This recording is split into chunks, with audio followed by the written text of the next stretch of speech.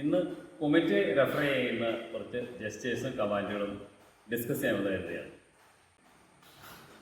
നിങ്ങൾക്കറിയാവുന്നതുപോലെ തന്നെ നല്ലൊരു കമ്മിറ്റി മത്സരം വരണമെങ്കിൽ നല്ല പ്ലെയേഴ്സിനൊപ്പം നല്ല ഒഫീഷ്യൽസും കൂടിയായിട്ട് നല്ല എന്ന് പറഞ്ഞാൽ കോമ്പീറ്റൻ്റ് ആയ, അതായത് നന്നായിട്ട് റെഫർ ചെയ്യാൻ പറ്റും.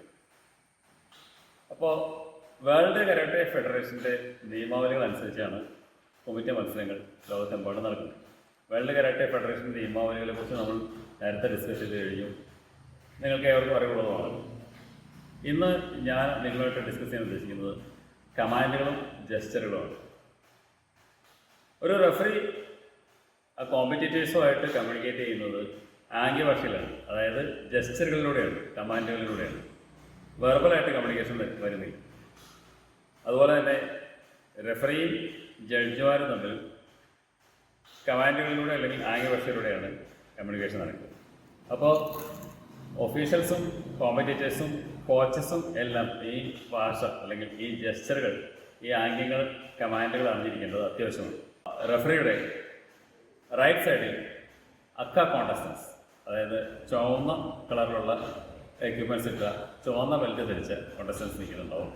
റെഫറിയുടെ ലെഫ്റ്റ് സൈഡിൽ ആവോ കോണ്ടസ്റ്റൻസ് നിൽക്കുന്നുണ്ടാവും. അപ്പോൾ റെഫറിയുടെ തൊട്ട് പുറകിലായിട്ട് ഒരു ഒഫീഷ്യൽ ടേബിൾ ഉണ്ടാവും. ആ ഒഫീഷ്യൽ ടേബിളിനകത്ത് ടേബിളിൽ ടൈം കീപ്പർ ഉണ്ടാവും, സ്കോർ റെക്കോർഡ് ചെയ്യുന്ന ആളുണ്ടാവും, തട്ടാമി സൂപ്പർവൈസർ അല്ലെങ്കിൽ കൺസ ഉണ്ടാവും, ഒരു തട്ടാമി മാനേജർ ഉണ്ടാവും. അതുപോലെ തന്നെ 4 കോർണറിലായിട്ട് 4 ജഡ്ജസ് ഉണ്ടാവും. മത്സരം നേരിട്ട് നിയന്ത്രിക്കുന്ന ആൾ റെഫറിയാണ്. എന്നാൽ പോലും ഈ 4 ജഡ്ജസിൻ്റെയും കൂടി സഹായത്തോടു കൂടിയാണ് തീർച്ചയായിട്ടും ഈ മത്സരം മുമ്പോട്ട് പോകുന്നത്. അപ്പോൾ ഈ 5 പേരും ഒരേപോലെ തന്നെ കോമ്പീറ്റൻ്റ് ആയിരിക്കേണ്ടത് അത്യാവശ്യമാണ്. അപ്പോൾ മത്സരം തുടങ്ങുമ്പോൾ മത്സരാർത്ഥികൾ പുറത്തായിരിക്കും, തട്ടാണെങ്കിൽ പുറത്തായിരിക്കും. കോമ്പറ്റീറ്റർമാർ അകത്തേക്ക് വിളിക്കുന്നതിനോടൊപ്പം റെഫറിയുടെ പൊസിഷനിലേക്ക് കയറി മോട്ടോണോച്ച് എന്നൊരു കമാൻഡോടുകൂടി കോമ്പറ്റീറ്റേഴ്സിനെ ഉള്ളിലിരിക്കും. മോട്ടോണോച്ച് കോമ്പറ്റീറ്റേഴ്സ് മത്സരത്തിന് റെഡിയായി തട്ടാമയിൽ കയറി നിൽക്കുകയാണ്. ഇനി മത്സരം തുടങ്ങാനുള്ള സമയമായി.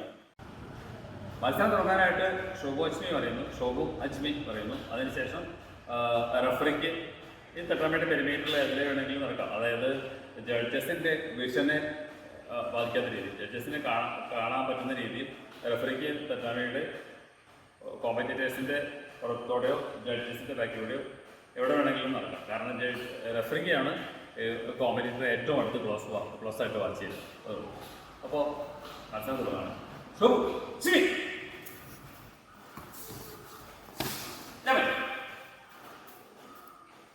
യാമ എന്ന് പറയുന്നത് തൽക്കാലത്തേക്ക് മത്സരം സ്റ്റോപ്പ് ചെയ്യാനുള്ള കമാൻഡാണ്.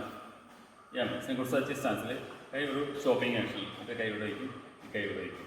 ഒന്നുകിൽ റൈറ്റ് കാല് ഉപയോഗിക്കാം, അല്ലെങ്കിൽ ലെഫ്റ്റ് കാല് ഉപയോഗിക്കാം. ഇപ്പോൾ ഒരു കോമ്പറ്റീറ്റർക്ക് അനുകൂലമായിട്ട് 2ഓ അതിലധികമോ ഫ്ലാഗ് വന്നിട്ടുണ്ട്. അതായത് മത്സരം തുടങ്ങി നടന്നുകൊണ്ടിരിക്കുന്ന സമയത്ത് ഏതെങ്കിലും ഒരു മത്സരാർത്ഥിക്ക് അനുകൂലമായിട്ട് 2ഓ അതിലധികമോ ഫ്ലാഗ് വരുമ്പോൾ റഫറി താൽക്കാലികമായി മത്സരം നിർത്തുകയും ആ മത്സരാർത്ഥിക്ക് അത് കൊടുക്കാവുന്നതാണെങ്കിൽ ആ സ്കോർ കൊടുക്കുകയും. അപ്പോൾ ഇവിടെ നമ്മൾ മത്സരം സ്റ്റോപ്പ് ചെയ്തു. വീണ്ടും റഫറി പഴയ സ്ഥാനത്തേക്ക് വന്നു. ഇനി ഏത് പ്ലെയറാണ് ഇപ്പോൾ എന്ത് ടെക്നിക്കാണ് ചെയ്തത് എന്ന് ഐഡൻറ്റിഫൈ ചെയ്യുക. ഏത് പ്ലെയറാണ്, എന്ത് ടെക്നിക്കാണ്, എന്ത് സ്കോറാണ്. ഈ കേസിൽ അക്ക ചൂതാൻസുക്കി യുക്കോ, അതായത് അക്ക ചൂതാൻസുക്കി പഞ്ച് ചെയ്തു ഒരു സ്കോർ നേടിയിട്ടുണ്ട്. അക്ക ചൂതാൻസുക്കി യുക്കോ, അക്ക ആദ്യത്തെ അൺഒപ്പോസ്ഡ് സ്കോർ നേടിയതായതുകൊണ്ട് അക്കയ്ക്ക് സെൻഷൂറിൻ്റെ അഡ്വാൻറ്റേജുകൾ നൽകുക. അക്ക സെൻഷൂർ. ഇതിനുശേഷം മത്സരം നമ്മൾ റീസ്റ്റാർട്ട് ചെയ്യും. വീണ്ടും നമ്മൾ സുസ്കിതെ ഹജ്മി എന്നുള്ള കമാൻഡ് കൂടി മത്സരം റീസ്റ്റാർട്ട് ചെയ്യും. അതായത് കാലിങ്ങനെ പുറകോട്ട് വിട്ട് വെച്ചിട്ട് 2 കൈയും 2 സൈഡിലും 2 കോമ്പറ്റീറ്റർമാരുടെ നേരെ നിന്നിട്ട് ലെറ്റ്സ് റീസ്റ്റാർട്ട് ദ ഗെയിം, അതായത് സുസ്കിതെ ഹജ്മി എന്ന് പറഞ്ഞിട്ട് നമ്മൾ സ്റ്റെപ്പ് ആക്കി. വീണ്ടും നമുക്ക് റഫറിക്ക് ഇങ്ങനെ മൂവ് ചെയ്യും. അപ്പോൾ നമ്മൾ മത്സരം റീസ്റ്റാർട്ട് ചെയ്യുന്നത്. സുസ്കിതെ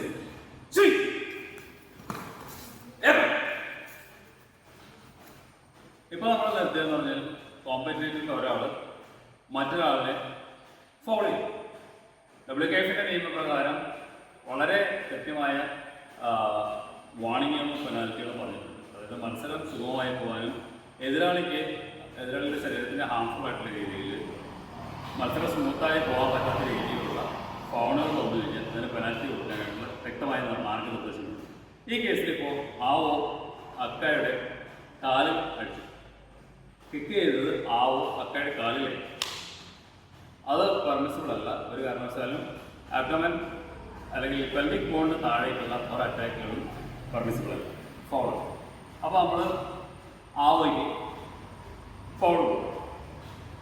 റഫറിയുടെ സോളിൻ്റെ ഡിസ്ക്രിപ്ഷനാണ് ആവോയ്ക്ക് അല്ലെങ്കിൽ കോമ്പറ്റേറ്റർ ഫൗളാണ് ചെയ്തതെന്ന് കണ്ടുപിടിക്കാൻ അത് കൊടുക്കലും റഫറിയുടെ ഡിസ്ക്രിപ്ഷനാണ്. ഈ കേസിൽ ആരാണ് ഫൗൾ ചെയ്തത്, എന്ത് ഫൗളാണ് ചെയ്തത്, എന്ത് പെനാൽറ്റിയാണ് കൊടുക്കുന്നത്, ഇത്രയും കാര്യങ്ങളാണ് റഫറി പറയുന്നത്. ആവോ എക്സസീവ് കോണ്ടാക്ട് ഇപ്പം ചെയ്ത ഓഫൻസ് എന്ന് പറഞ്ഞു കഴിഞ്ഞാൽ കാലിൽ കിക്ക് ചെയ്യും. അപ്പം എക്സസീവ് കോണ്ടാക്ടിൻ്റെ ടെസ്റ്റ് വരും. ആവോൻ്റെ നേരെ നോക്കി